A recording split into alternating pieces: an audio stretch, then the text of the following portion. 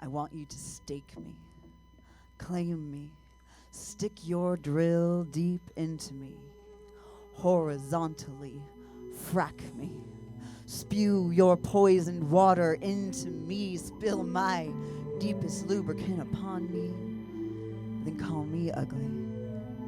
I want you to mind me, explode all over me, mushroom cloud my head with ideas of decency. I want you to strip me of every native plant, tree, and species, pave over me, then call me pretty.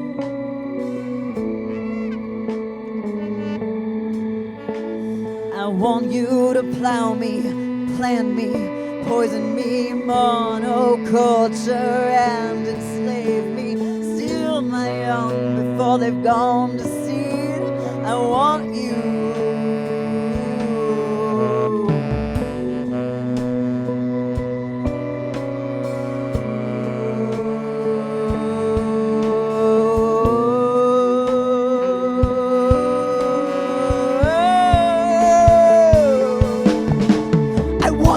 To buy me, to sell me, to poison me, to lease me, to fraction me, divide and conquer me.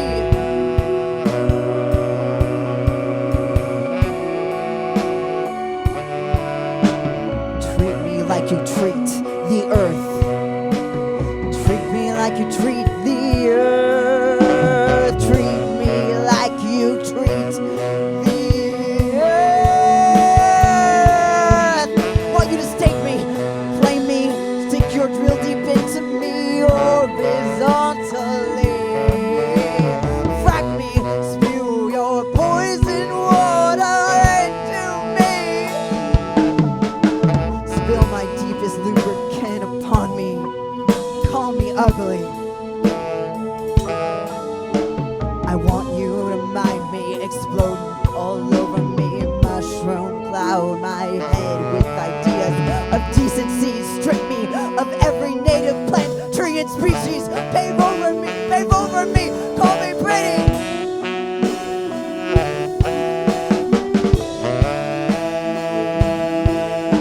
I want you to plow me, to plant me, to buy me, to fraction me. Divide and conquer. Treat me like you treat the earth. Treat me like you treat the earth. Treat me like you treat the earth.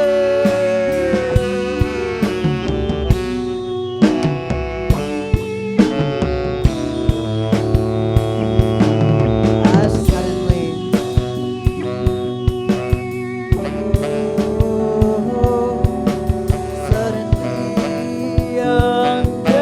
understand 2,000 years of humanity. Mother Earth was simply playing out a rape fantasy.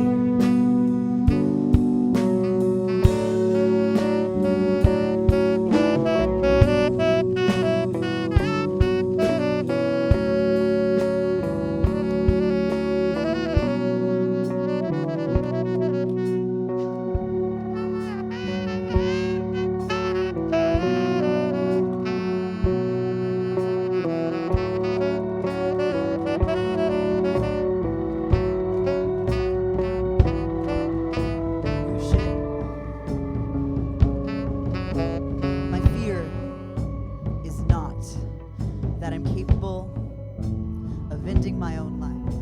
My fear is that I will tenaciously cling to a life that ought not be endured. My fear for the safety of my loved ones will have me capitulate, negotiate, and subjugate others. That I will look the other way in the interest of safety, of comfort.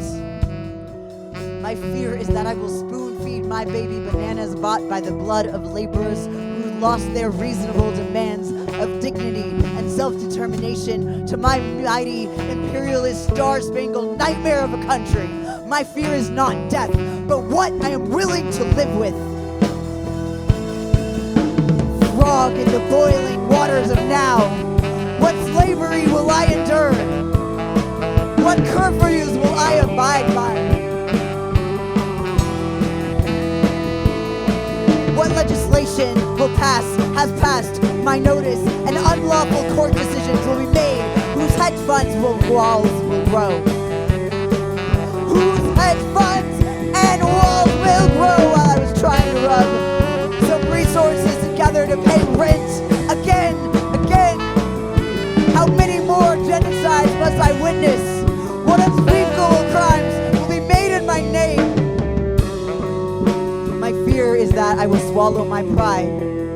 If it means I will swallow some bread, that I will swallow some lies. If it means my child will be fed, that I will bid my child pray to a dishonorable God, because I fear the wrath of the church.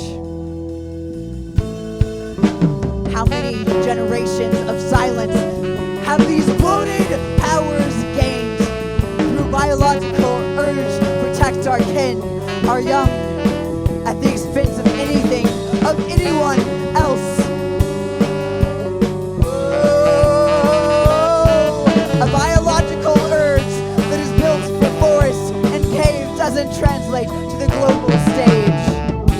My bowed head might prevent a blow from me and my children, but my blind eye has an entire generation of children choking on pollution.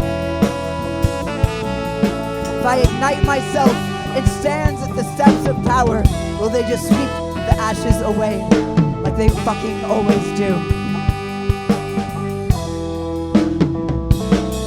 Bushnell stood at the steps of power and ignited himself, and they swept the ashes away like they fucking always do.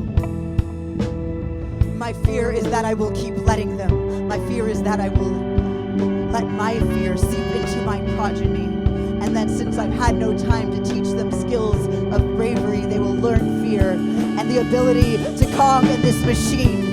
I have ancestors who've been punished for poverty, ate biscuits and grew seasick to serve sentences in a distant country, learned to treat their neighbors, fellow sufferers, not as allies, but enemies. Is there any way to break this generational curse of silence, avoidance, and fighting, this curse of surviving?